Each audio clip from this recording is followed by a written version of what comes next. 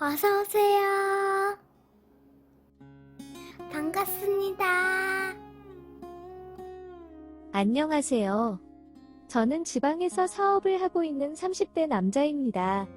약 5년 전에 지인의 소개로 아내를 만나서 연애를 시작했습니다.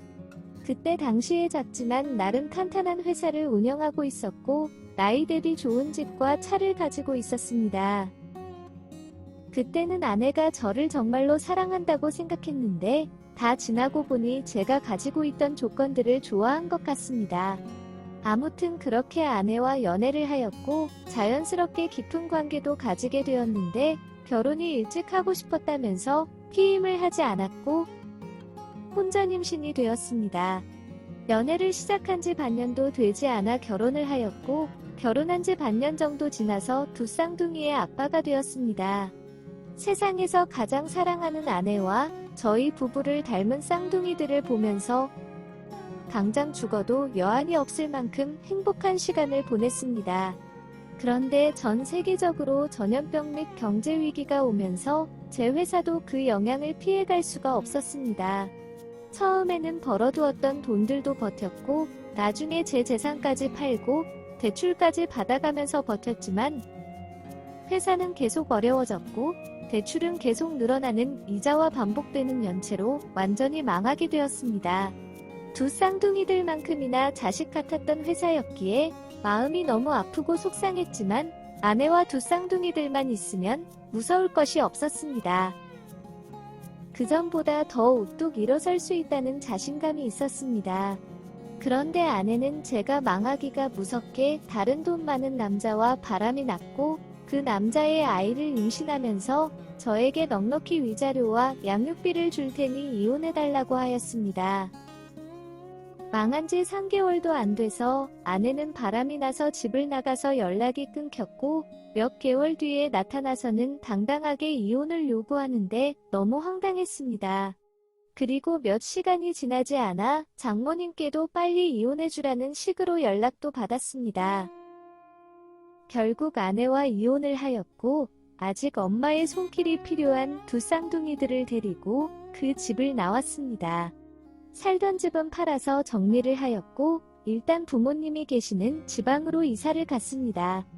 이사를 오자마자 직업도 없었고 두 쌍둥이를 어린이집에 보내는 것이 금액적으로 부담스러웠던 상황이라 일단 집에서 육아를 하면서 할 수 있는 일들을 찾기 시작했습니다. 이런 제 상황을 들은 친구가 집으로 찾아왔습니다. 제가 사업이 잘 될 때 도와주었던 친구였는데 이렇게 힘든 상황이면 도와달라고 말을 하지 그랬냐며 제가 육아 걱정 없이 일을 할 수 있도록 도와주었습니다. 그 친구의 도움으로 일을 하기 시작했고 그러면서 전염병도 끝이 나고 경제 위기도 끝나가기에 과거에 같이 일했던 사람들과 의기투합을 해서 다시 사업을 시작하게 되었습니다. 두 번째 시작한 사업이다 보니 시행착오는 줄었고 큰 파도도 경험했다 보니 흔들림 없이 잘 성장하기 시작했습니다. 그러면서 그전과 다르게 더 많은 판매 방식과 영업활동으로 매출은 급격하게 성장하게 되었습니다. 다만 지방에서 사업을 하다 보니 미팅이 있을 마다 서울로 출장을 가야 하는 것이 불편했습니다. 하지만 저렴한 운영비를 포기를 하고 다시 서울로 간다는 것이 조금 무섭긴 했지만 더 큰 성장을 위해 서울로 다시 이사를 했습니다. 그렇게 성공한 새 삶은 시작하던 중에 모르는 번호로 연락이 왔습니다. 전처의 이름을 말하면서 현재 전처의 남편이라는 것이었습니다.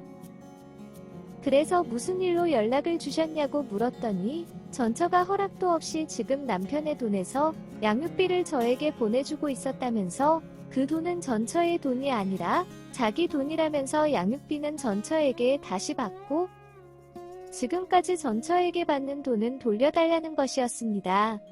돌려주지 않으면 소송을 해서라도 어떻게든 받아낼 거라며 으름장을 놓는데 정말 어이가 없었습니다. 그래서 돌려받아야 될 돈이 총 얼마냐고 물었더니 1,500만 원 정도 되었습니다.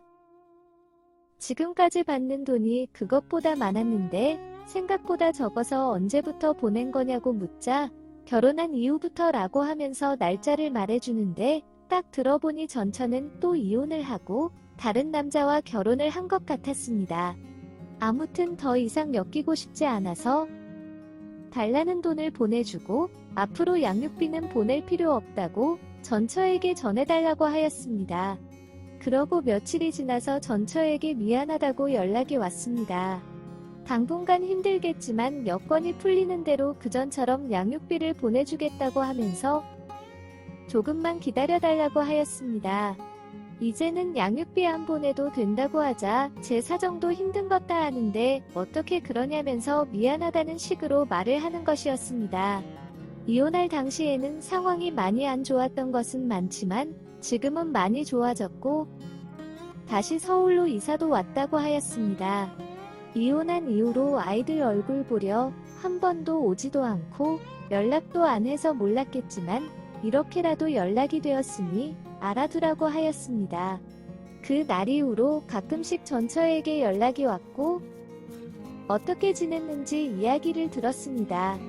저와 이혼한 이후에 곧바로 임신한 아이의 아빠와 재혼을 하였는데 술만 마시면 손찌검을 하였고 결국 아이까지 유산되었다고 하였습니다.